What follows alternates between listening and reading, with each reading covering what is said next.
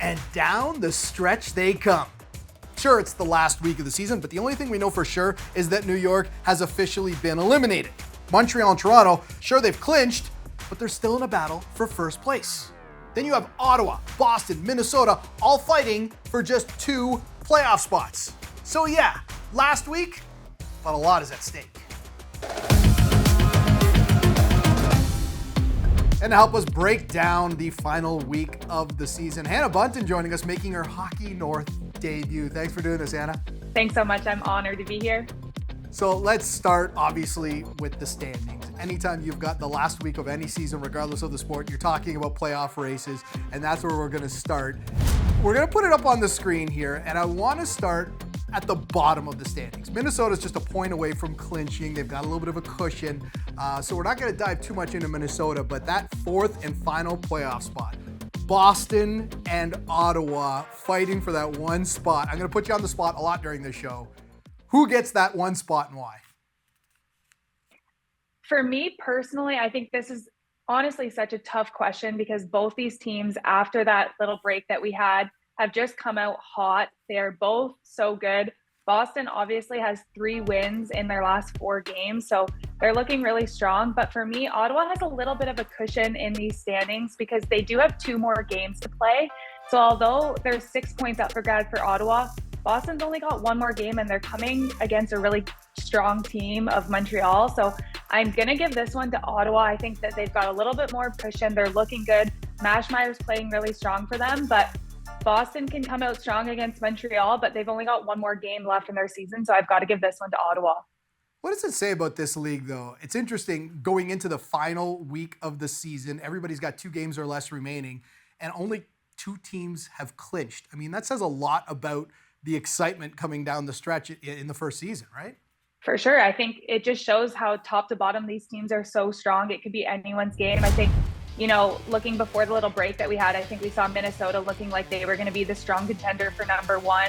And then we just saw Toronto with their second half push. They've been so strong, looking for that number 1 spot. Montreal's on the brink of that number 1 spot too.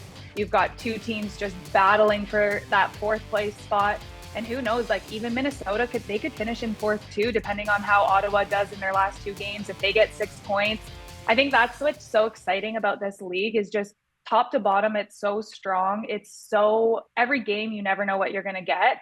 And I think that's exactly what the owners wanted when they started this league and when the PWHL started. All right, well, let's go to the top because we've got 2 teams. Yes, Toronto and Montreal have both clinched a playoff spot. We just don't know where they're going to finish. Obviously, first place is important because of home ice, but I love the added wrinkle that whoever finishes first gets to choose between the 3rd and 4th place team as their opponent in the first round. First off, again, I'm putting you on the spot. Who finishes first? And second, how much is that coming into play, do you think? Do you think these teams are really, looking at the standings saying we have to finish first because then we get to choose our opponent? Yeah, I think it comes into play. But with that being said, if I'm the first place team and I'm the one choosing my opponent, that's giving that opponent a little bit of a chip on their shoulder heading into the playoff round. They chose me. They thought they were going to beat me. Maybe that's a disadvantage. Who knows? It's an interesting play. I love the little rule changes that the PW is doing. But if I'm that 3rd or 4th place team and I get chosen by the number 1 seed, you better bet that I'm going to be out to get them because I'm going to play with a little bit of a chip on my shoulder. So it's interesting. I think, Toronto's looking strong. They've looked strong consistently. They still have 6 points up for grabs. So who knows who they're going to choose? And do they want to give them that little more chip on their shoulder than they need as the 4th place or 3rd place team? I don't know. It's interesting. I love the wrinkle, and I'm with you. If somebody says, I want to play you, I get my backup. Like, oh, really? You want to play me? That's added motivation, right?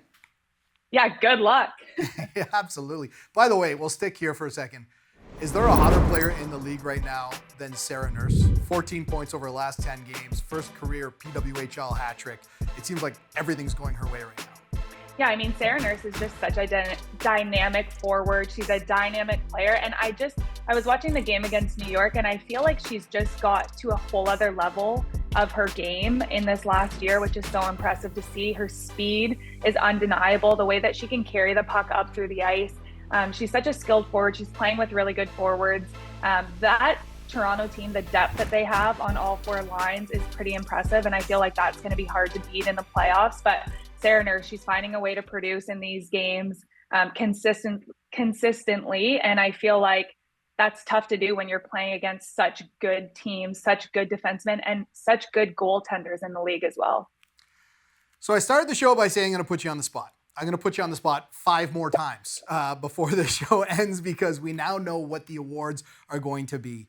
And I'm going to want a prediction for each award and give me a quick reason why. So we're going to start with Coach of the Year. Who is your Coach of the Year and why? So my Coach of the Year is Troy Ryan. I think it's a little bit of a no-brainer. I think at the beginning of the year, Toronto looked like they were struggling. They looked like they weren't going to be able to be that successful. And then they just went on a streak. And the thing about Troy Ryan is he's someone who really trusts the process.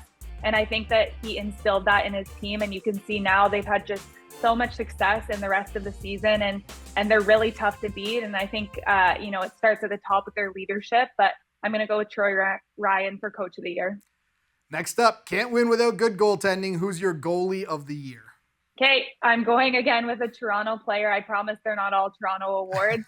But I'm going with Kristen Campbell. I just find what she's been able to do as a goaltender so impressive. She has the second most amount of minutes in the PWHL next to Emmeryn Smashmeyer, but she has the most amount of shutouts at 3 shutouts. She went on that obvious 11-game win streak. And I think, again, we were critical of Toronto. I personally was critical of Kristen Campbell at the beginning of the year. I didn't think that she could step up the way that they needed her to. And she proved me wrong. She probably proved a lot of other people wrong. She's just stepped up consistently for this team. And she's so big and she's hard to beat. And I think that's exactly what they need to have success the rest of the season. Yeah, and that Toronto winning streak, definitely one of the big stories of the inaugural season as well. Next up, Defender of the Year. So I'm battling between 2. I have Erin Ambrose and Megan Keller. I think Erin Ambrose, she plays with great players in Montreal, but she's just the core of the back end for that team. They've had a lot of success. She has so much success on the power play. She blocks a ton of shots. She's hard to beat, and she's one of the most intelligent players, I think, in the PW. One of the most intelligent players that I've ever played with or against. Megan Keller, though, she's also really, really strong. She's got such a long reach. She's a very tall defenseman, so she's so difficult to play against. I remember I would play against her in the PWHPA before, and just the way that she could get her stick into you as a forward, she's definitely someone that can contend for that spot as best defender, and her plus minus is also so impressive. Something tells me the next 2 awards are going to be the same person. I may be wrong. I don't know your predictions, but Forward of the Year, and if it happens to be the same as the Billie Jean King Award for MVP, you can mash them together. I think obviously it's a little bit of a debate between Marie-Philippe Poulin and Natalie Spooner. I think these 2 players have been just so consistent on the front end for both of these teams. Obviously, they're both players that these teams need in order to have success. But the reason I'm leaning a little bit more towards Natalie Spooner is because I just find the fact that she has 16 goals on the season so impressive. She has 6 more goals than the next 3 players who are tied at 10 goals apiece. And this is a 24-game season. So the fact that it's 6 more goals in a 24-game season compared to the next forwards is just so impressive. And not to take away from assists, you need assists in order to score goals, but there's something about being that one to finish those that for me, it's just so important. And when I think of an MVP, it's the most valuable player, someone that a team just needs in order to have success. And the fact that she's at 27% of the team's goals she scored, that to me is just crazy numbers. 16 goals in the 24-game season, and who knows how many more she's going to have before the season's over. Yeah, before the season's over, that's another matchup we still don't know the result of. Who's going to lead the league in scoring in the first ever season? Is it going to be Spooner? Is it going to be Marie-Philippe Poulin? And I have a feeling that might influence some of the voters as well. And speaking of the last week of the season, we got you covered here on CBC. This is going to be a big one on Saturday. Montreal at Boston. We'll see just how big as far as the top and bottom of the standings go. Hanna, thanks so much for doing this. Thank you.